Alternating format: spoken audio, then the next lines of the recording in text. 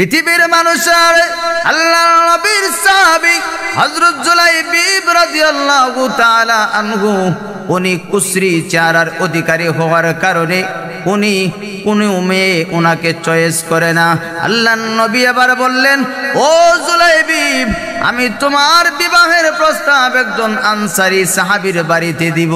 কারণ আনসারী সাহাবীদের এমন ছিল, ওনাদের মেয়েরা আল্লাহর নবীর কাছ থেকে যতক্ষণ পর্যন্ত ফয়সালা না আসবে, নবীর কাছ থেকে যখন তারা শুনবে না যে নবী উনার মেয়েকে বিবাহ করবে না, নবীর এই কথা শোনার আগ পর্যন্ত কোনো আনসারী সাহাবী ওনার মেয়েদেরকে অন্য কোথাও বিবাহ দেন না। পৃথিবীর মানুষের সাহাবায়ে কেরাম আল্লাহ এবং রাসূলের ইতাআত এমন ভাবে করেছেন, এমন ভাবে তারা অনুসরণ করেছেন, অনুকরণ করেছেন। পৃথিবীর মানুষেরা রে, আল্লাহর নবীর সাহাবী, আল্লাহর নবীর ওই কালো সাহাবী, কুসরি সাহাবী, খাটো সাহাবী হযরত জুলাইবিব রাদিয়াল্লাহু তাআলা আনহুর জন্য উনি একজন আনসারী সাহাবীর বাড়িতে উনি গেলেন। আনসারী সাহাবীর ওনার মেয়ে ছিল খুবই সুন্দর। উনি ওনার মেয়ের জন্য যখন জুলাইবিবের বিবাহের প্রস্তাবের কথা বললেন, আনসারী সাহাবী যেই মাত্র শুনলেন, মনে হয় প্রথমে বুঝেছেন যে নবীজি বিবাহ করবেন।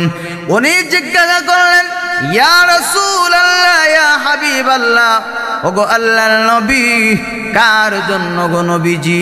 আল্লাহর নবী বলেন, ও আনসারী সাহাবী, আমি আমার জন্য না রে, আমার জন্য না, আমার কালো খাটো সাহাবী আমার জুলাইবিবের জন্য তোমার মেয়ের বিবাহের প্রস্তাবের কথা তোমাকে বলেছি।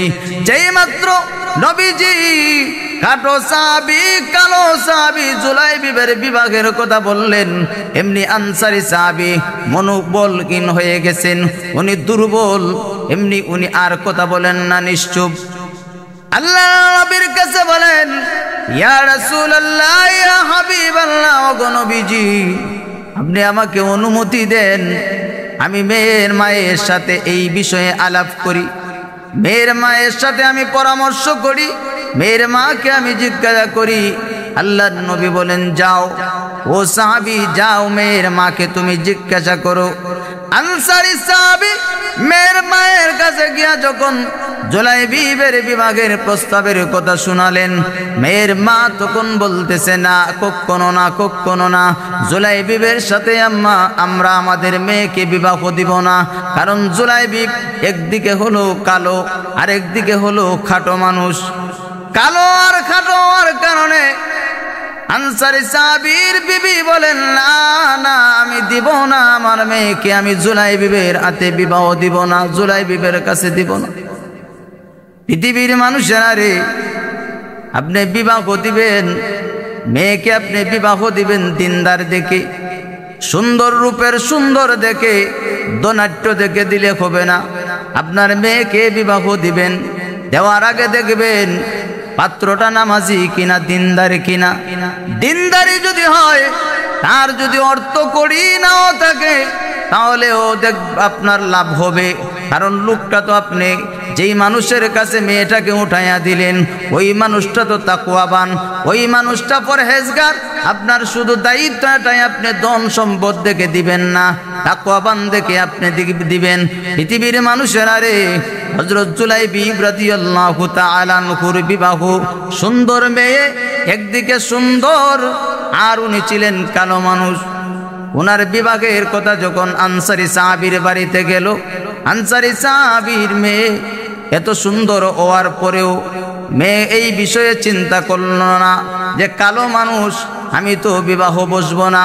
যেই মাত্র মা এবং বাবা এইভাবে আলাপ আলোচনা করতেছেন, মা উনার প্রস্তাবটা প্রত্যাখ্যান করে দিতেছেন। মা কিন্তু নবীজি বলেছেন, এরপরও কিন্তু মা বলতেছে, না, আমরা দিব না। কেন দিবেন না? কারণ জুলাইবিব তো কালো মানুষ, আবার খাটো। কালো এবং খাটো হওয়ার কারণে মা তার সুন্দর মেয়েকে উঠাইয়া দিতে চায় না, উঠাইয়া দিতে চায় না। মেয়ে পর্দার ভিতর থেকে সবগুলা শুনতেছে, মেয়ে পর্দার থেকে সবগুলা যখন শুনতেছে, ভিতর থেকে মেয়েটা এমনি বের হয়ে আসলো। ভিতর থেকে আয়েশা বলে, ও আম্মা জান, ও আব্বাজান আপনারা এত সময় কি বলতেছিলেন? এমনি মা এবং বাবা বলে, ও আমাদের আদরের মাইয়া, আমাদের আদরের মেয়ে, আদরের কলিজার টুকরা সন্তান মেয়ে, তোমার বিবাহের প্রস্তাব নবীজি দিয়েছেন। কালো একজন খাটো সাহাবী যার নাম জুলাইবি। মেয়ে যেই মাত্র শুনল আল্লাহ এবং রাসূলের পক্ষ থেকে এই প্রস্তাব, এই মেয়ের বাবা এবং মা এটাকে প্রত্যাখ্যান করে দিয়েছে। প্রত্যাখ্যান যেই মাত্র করে দিয়েছে, এমনি মেয়ে কোরআনুল কারীমের একখানা আয়াত মা এবং বাবাকে শোনালেন। এমনি ওই মেয়ে কোরআনুল কারীমের একখানা আয়াত তিলাওয়াত করে শোনায়, وَمَا كَانَ لِمُؤْمِنٍ وَلَا مُؤْمِنَةٍ إِذَا قَضَى اللَّهُ وَرَسُولُهُ أَمْرًا أَن يَكُونَ لَهُمُ الْخِيَرَةُ مِنْ أَمْرِهِمْ وَمَن يَعْصِ اللَّهَ وَرَسُولَهُ فقد ضل ضلالا مبينا। আল্লাহু আকবার। ওই মেয়েটা বলে, ও আমার আব্বা জান, ও আমার আম্মা জান, কোরআনুল কারীমে আল্লাহ পাক রব্বুল আলামিন জানাইয়া দিয়েছেন, যারা আল্লাহ এবং রাসূলের প্রস্তাব যদি কোনো মানুষ প্রত্যাখ্যান করে, আল্লাহ এবং রাসূল কোন বিষয়ে সিদ্ধান্ত করে দিয়েছেন, আর ওই বিষয়ে যদি কোনো মানুষ ওই বিষয়টাকে নিজের মনোভাবে নিজের হিসাবে যদি এটাকে গ্রহণ করে তাহলে হবে না। এটাকে যদি কোনো মানুষ প্রত্যাখ্যান করে দেয় এটা হবে না। তাহলে যদি কোনো মানুষ আল্লাহ এবং রাসূলের হুকুমকে, আল্লাহ এবং রাসূলের সিদ্ধান্তটাকে বদলায়, তাহলে ওই মানুষটাই সুস্পষ্ট গুমরাহিতে। এজন্য আল্লাহ এবং রাসূল যেই বিষয়ে সিদ্ধান্ত করে দিয়েছেন ওই বিষয়টাকে মানতে হবে। আল্লাহ এবং রাসূলের সিদ্ধান্ত যদি কোনো মানুষ মানে না, তাহলে অবশ্যই ওই মানুষটা স্পষ্ট গুমরাহিতে পথভ্রষ্ট হবে। এজন্য আল্লাহর নবীর ওই সাহাবী আনসারী সাহাবীর মেয়ে ওই কোরআনুল কারীমের ওই তেলাওয়াত মা বাবাকে শোনায়ে যখন দিলেন, মা বাবা তখন বুঝলেন মেয়ে অবশ্যই এই বিয়েতে রাজি। সুবহানাল্লাহ। আনসারী সাহাবী এমনি দৌড় দিয়েছেন আল্লাহর নবীর কাছে। আল্লাহর নবীর কাছে এসে বলেন, ইয়া রাসূলুল্লাহ, ইয়া হাবিবাল্লাহ, ওগো আল্লাহর নবী, আমার মেয়ে এই বিষয়ে রাজি। সুবহানাল্লাহ। আল্লাহর নবী বিশ্ব নবী রাহমাতুল লিল আলামিনের কাছে যখন মেয়ের রাজির কথা ওনার বাবা শোনায়া দিলেন, আল্লাহর নবীও তখন খুশি হয়ে গেলেন। আল্লাহর নবী যেই জায়গায় খুশি, আল্লাহ পাকও খুশি হয়ে যান। বলেন সুবহানাল্লাহ। আল্লাহর নবী বিশ্ব নবী রাহমাতুল লিল আলামিন এমনি ওই মেয়ের বিবাহ হযরত জুলাইবি রাদিয়াল্লাহু তাআলা আনহুর সাথে পড়ায়া দিলেন। আর নবীজি ওই মেয়ের জন্য দোয়া করেছেন। আল্লাহর নবী যেই জায়গায় দোয়া করেছেন, আল্লাহ পাক নবীজির দোয়া কবুল করেছেন। আল্লাহর নবী বিশ্ব নবী রাহমাতুল লিল আলামিন দোয়া করলেন, আল্লাহুম্মা সুব্বা আলাইহাল খায়রা সুব্বা ওয়া লা তাজআল আইশাহা কাদ্দা। আল্লাহু আকবার। আর জোরে আওয়াজ দিয়ে বলেন আল্লাহু আকবার। ও পৃথিবীর মানুষ, আল্লাহর নবী ওই মেয়েটার জন্য দোয়া করেছেন, ওগো রব্বুল আলামিন, ওই মেয়ের ঘর সংসারে আল্লাহ তুমি কষ্ট দিও না, তার ঘর সংসারটাকে তুমি আল্লাহ হযরত আয়েশার মতন বানায়া দিও। ওগো রব্বুল আলামিন, ওই মহিলার মধ্যে আল্লাহ তুমি বরকত নাজিল করে দিও। আল্লাহর নবী বিশ্ব নবী রাহমাতুল লিল আলামিন এইভাবে যখন দোয়া করলেন, আল্লাহর নবী এরপরেই নবীজি কোথাও এক যুদ্ধে যাবেন, আর ওই যুদ্ধে হযরত জুলাইবিব রাদিয়াল্লাহু তাআলা আনহু গেলেন আল্লাহর নবী জিহাদের ময়দান থেকে আসার আগে নবীজি সাহাবীদেরকে জিজ্ঞাসা করেন, ও সাহাবীরা বলো তোমরা কি সব মানুষের খোঁজ পেয়েছো? সবাই বলেন, ওগো নবীজি আমরা সকলের খোঁজ পেয়েছি, অতজন শহীদ হয়েছেন আর অতজন জীবিত আছেন। নবীজি বলেন, দেখো আবার তোমরা তালাশ করে দেখো আর কোনো মানুষ বাকি আছে কিনা। আমি তো মুখকে দেখি না, কারণ আমার কাছে তো কিছু কমতি কমতি ভাব লাগে। আমার কাছে তো মনে হয় সকল মানুষ এখনো তোমাদের গোনায় কুরিট হয় নাই।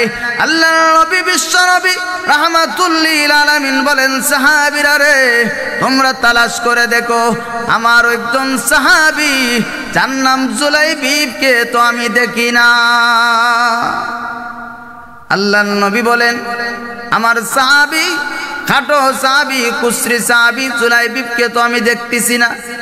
সাহাবায়ে কেরাম এমনি হযরত জুলাইবিব রাদিয়াল্লাহু তাআলা আনহুর তালাশে বের হয়ে গেলেন।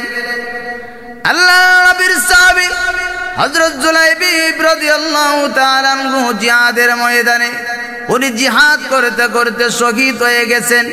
সাহাবায়ে কেরাম যারা গিয়েছেন ওনার তালাশে এমনি তাকায়া দেখেন হযরত জুলাইবিব রাদিয়াল্লাহু তাআলা আনহু 7 জন মানুষের মধ্যে উনি পড়া আছেন। নিহত অবস্থায় নবীজির কাছে এসে বললেন, ইয়া রাসূলুল্লাহ ইয়া হাবিবাল্লাহ, ওগো নবীজি আমরা আপনার সাহাবী জুলাইবিবকে তো পেয়েছি। আল্লাহর নবী তখন ওই জায়গায় উপস্থিত হলেন।